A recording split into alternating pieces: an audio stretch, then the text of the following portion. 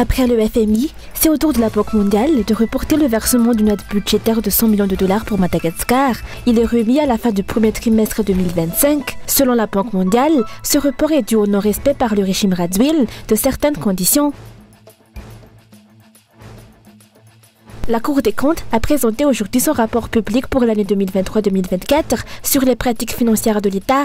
L'institution a mis en lumière les graves dysfonctionnements de la JIRAMA dans la gestion du financement pour l'achat de carburant. L'écart entre la quantité de carburant acheté et celle effectivement reçue de 2021 à 2023 représente une perte financière de 734 millions d'AGH.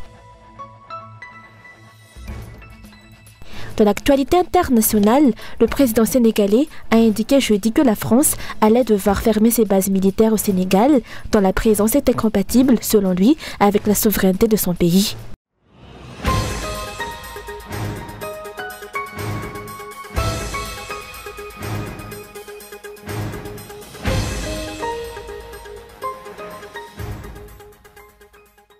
Les urgences de l'hôpital CHU-Gera ont enregistré une augmentation significative du nombre de patients pendant les fêtes de Noël par rapport à l'année précédente. Les 24 et 25 décembre 2024, 215 personnes ont été prises en charge contre 192 sur la même période en 2023. Par ailleurs, il y a eu 2 décès à l'hôpital et admission de 2 autres corps post-mortem. Dans le service de réanimation médicale, le taux de consultation a également augmenté, il était de 18 en 2023, et il a atteint 22 cette année durant la journée de Noël. Le nombre d'hospitalisations a également augmenté, passant de 2 en 2023 à 12 cette année. 11 patients ont donc été pris en charge pour des passages simples. Notons que 6 hommes ont été traités pour une intoxication aiguë due à l'alcool. Une tentative de suicide d'un homme a également été signalée. En ce qui concerne la diarrhée, un homme et 2 femmes ont été concernés.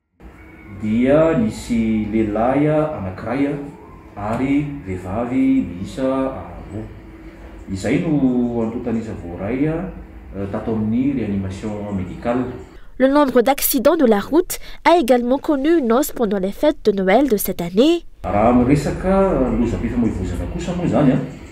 Les accidents à responsabilité civile sont les plus nombreux, avec 51 cas enregistrés le jour de Noël.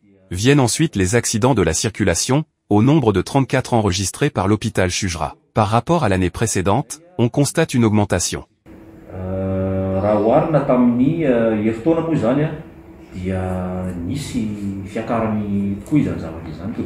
Une nouvelle hausse est à craindre durant les fêtes de fin d'année. C'est pourquoi chacun est appelé à la plus grande prudence, en particulier les conducteurs de véhicules automobiles et de 2 roues.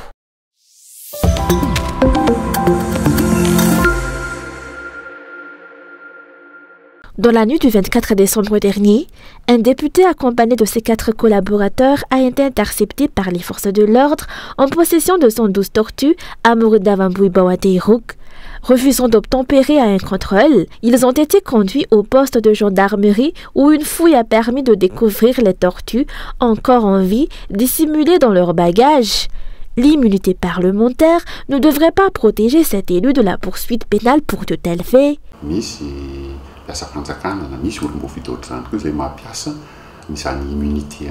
Des fonctionnaires et des élus abusent de leur immunité pour commettre des actes répréhensibles. Pourtant, il est clairement établi que l'immunité ne couvre pas de tels agissements. Selon l'article 73 de la Constitution, les parlementaires bénéficient d'une immunité, sauf en cas de flagrant délit. Les autorités et les forces de l'ordre en sont conscientes, et la gendarmerie de Talatamat a bien fait son travail en plaçant cet élu en garde à vue. Il devrait en être de même au niveau judiciaire, ces individus ne devraient pas bénéficier d'une détention préventive mais être immédiatement incarcérés.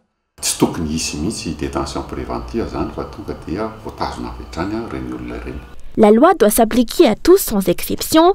Lorsqu'une infraction est constatée, il est inadmissible que des interventions extrajudiciaires devenues monnaie courante viennent entacher l'état de droit et favoriser la corruption.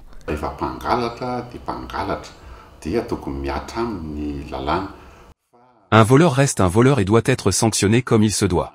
Mais il y a toujours les sans scrupules et corrompus qui facilitent ces vols de ressources nationales. Les cas sont nombreux, rien que cette année, on en compte déjà une vingtaine.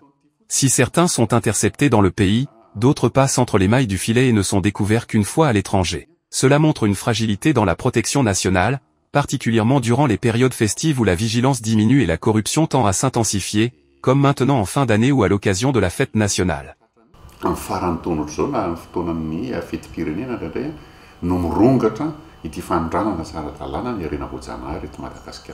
Selon les informations, ce dossier devrait être porté aujourd'hui devant le PAC 67 hectares.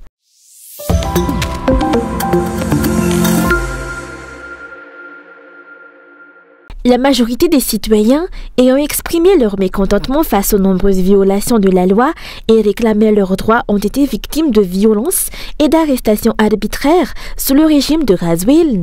L'état de droit n'est plus à Madagascar. La démocratie ainsi que les droits de l'homme ont été bafoués par ces actes de répression. Les dirigeants peinent à résoudre les problèmes du pays et semblent de moins en moins soucieux du bien-être des citoyens. Pour les sociologues, cette situation devrait interpeller et inciter chacun à réfléchir.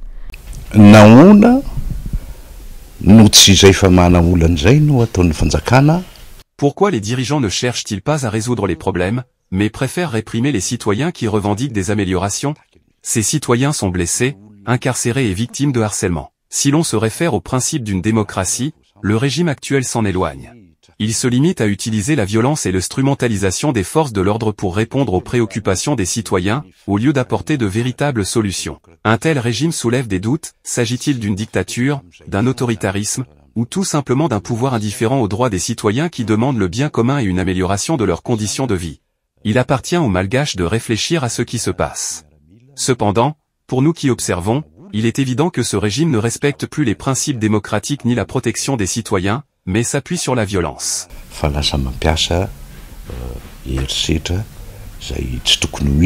Le régime en place se démarque par l'utilisation des forces de l'ordre de manière répressive contre les manifestants pacifiques réclamant leurs droits.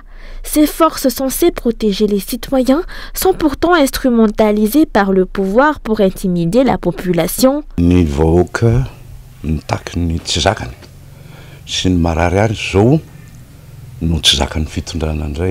Les dirigeants ne tolèrent pas que les citoyens se plaignent et réclament leurs droits. En réponse, ils déploient les forces de l'ordre. Récemment, la répression s'est intensifiée car il y a eu des blessés.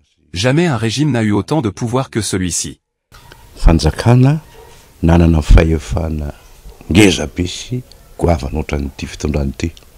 Faute de solutions efficaces pour résoudre les problèmes du pays, le régime en place devrait permettre aux citoyens d'exprimer librement leurs opinions et s'abstenir de recourir à la répression policière.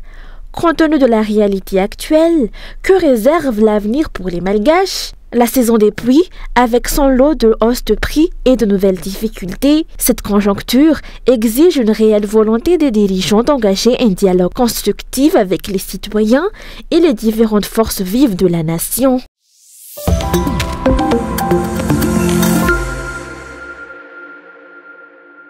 Les périodes de fêtes et de fin d'année sont propices à la recrudescence des escroqueries en tout genre. Une mère de famille a témoigné avoir perdu près de 5 millions d'alliages en seulement 2 jours suite à une arnaque dont le point de départ était un message WhatsApp provenant d'étrangers promettant un travail à gain rapide.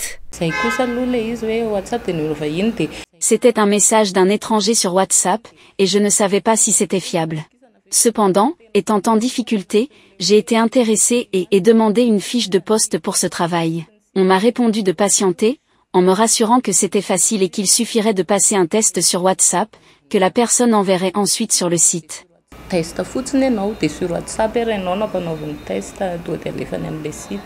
Au début, l'investissement initial de 2 000 alliages a rapidement doublé pour atteindre 4 000 alliages. Cette progression s'est poursuivie, entraînant une augmentation constante des sommes investies. Le prétendu investisseur n'a cessé d'inciter à miser des montants encore plus importants.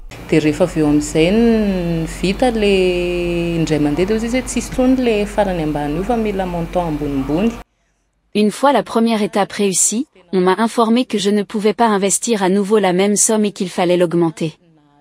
Cela ne me semblait pas un problème, car le montant restait relativement bas. Ensuite, on m'a félicité pour avoir obtenu un travail continu, et on m'a demandé de quitter le groupe, en m'expliquant que je serais la seule à bénéficier d'une commission plus importante, afin de ne pas avoir à la partager.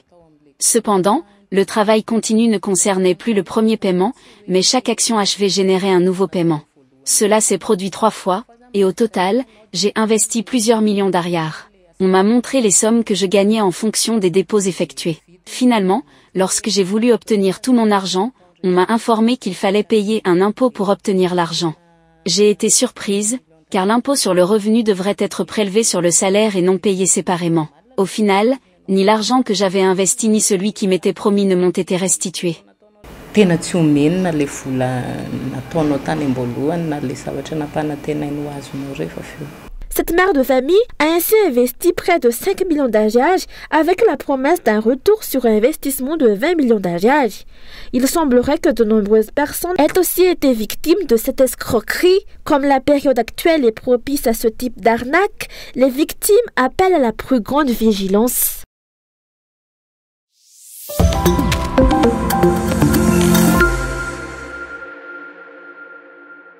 Une survie au jour le jour, c'est la situation à laquelle sont confrontés de nombreux ménages.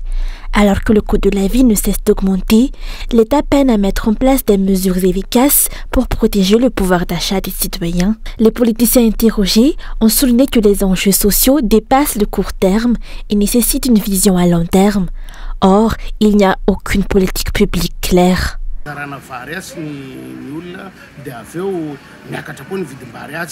On distribue du riz aux habitants pour une journée, mais pendant ce temps, les prix du riz sur le marché continuent d'augmenter, et cette hausse dure bien plus qu'une journée.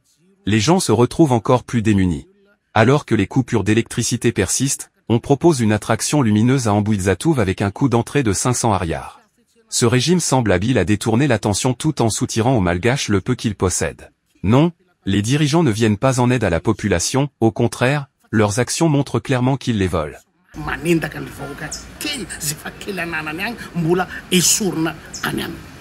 Les autorités devraient se focaliser sur les problèmes concrets auxquels les Malgaches sont confrontés, au lieu de s'éparpiller dans des distributions ponctuelles, insuffisantes pour répondre aux besoins tout au long de l'année.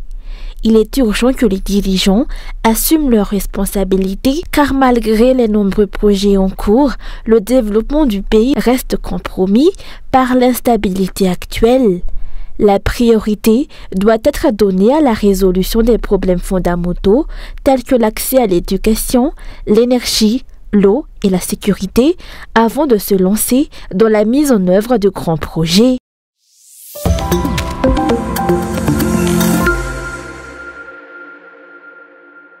Si l'on revient sur l'année écoulée, le secteur du tourisme à Madagascar présente une régression malgré l'ouverture des liaisons aériennes internationales, notamment avec Dubaï.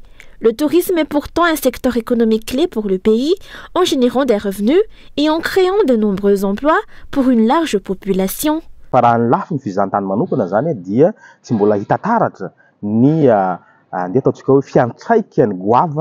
L'accord conclu entre l'État malgache et les Émirats arabes unis n'a pas encore eu d'impact significatif sur le tourisme à Madagascar. Environ 200 000 touristes ont visité le pays cette année, bien en deçà de l'objectif de 350 000 fixé.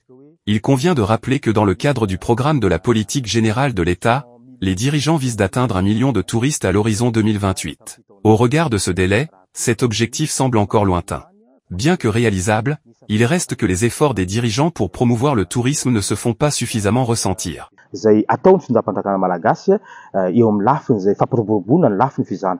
Un problème majeur qui contribue à la diminution du nombre de touristes est la mauvaise qualité des infrastructures, telles que les routes, mais il y a aussi la question de la sécurité.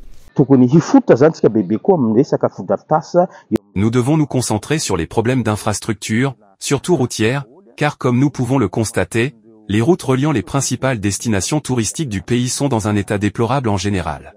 Par ailleurs, la gestion de l'insécurité, tant en zone rurale que dans les zones touristiques, reste difficile. Les problèmes d'approvisionnement en électricité sont également une source de mécontentement pour les opérateurs touristiques, car les touristes se plaignent fréquemment de ces coupures lorsqu'ils séjournent dans les hôtels. Tous ces problèmes ont un impact direct sur le tourisme, et tant que les dirigeants ne s'efforceront pas de résoudre ces enjeux, essentiels au développement du secteur, la situation risque de perdurer.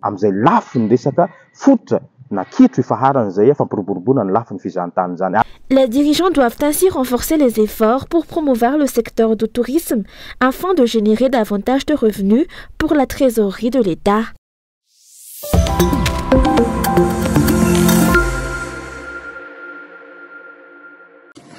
Dans un avion sans dessus-dessous, écrasé par les bagages et compressé entre les sièges, les passagers parviennent à s'extirper de la carlingue. Hébétés, mais vivants. Leur avion vient de s'écraser dans ce champ, dans l'ouest du Kazakhstan. 29 miraculés. Mais au fond de l'image, l'autre partie de l'avion est en feu. Les pompiers accourent. En vain, 38 personnes périssent dans l'incendie. On voit ici les dernières images de l'avion qui perd de l'altitude. À l'intérieur, une hôtesse tente de maintenir le calme. L'un des passagers filme. Ne restez pas dans le couloir, c'est dangereux. Quelques minutes plus tard, l'avion s'écrase.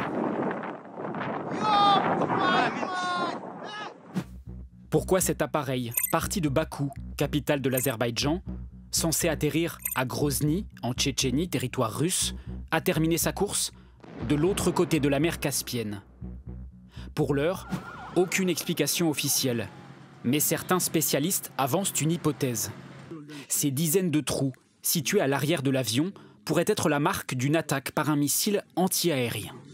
Quand un missile de défense aérien est tiré, il ne rentre pas en collision avec l'avion, il va exploser à côté, il va envoyer des dizaines de milliers de billes d'acier ou de métal qui vont être capables de transpercer tout ce qui est autour. C'est comme ça que les avions sont abattus. Et là, ce qu'on voit sur l'arrière de cet avion, c'est vraiment particulier, c'est vraiment une empreinte digitale. Les enquêteurs kazakhs et azerbaïdjanais promettent que tous les scénarios seront examinés.